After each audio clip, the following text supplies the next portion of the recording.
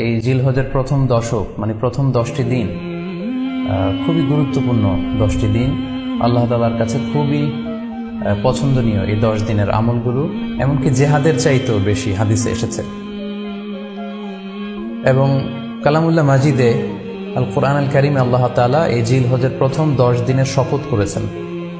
এই 10 দিনের ইবাদত আল্লাহ তাআলার কাছে এত বেশি পছন্দনীয় হওয়ার কারণ হচ্ছে এই 10 দিনে আল্লাহ তাআলা উম্মাহাতুল ইবাদাত অর্থাৎ যত মৌলিক ইবাদত আছে সবগুলো মৌলিক ইবাদতের একটা সমন্বয় করেছেন জিলহজ মাসের এই প্রথম 10 দিনে, যেটা বছরের অন্য কোনো সময় কিন্তু পাওয়া যায় না।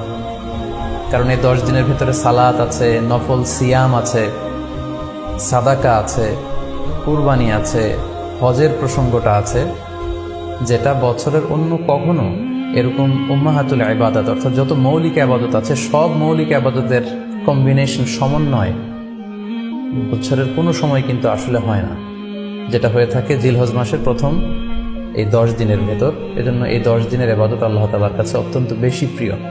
এজন্য আল্লাহ রাসূল সাল্লাল্লাহু আলাইহি ওয়াসাল্লাম এই 10 দিনে যাতে আমরা বেশি বেশি নফল ইবাদত করি আমাদেরকে উৎসাহিত করেছেন।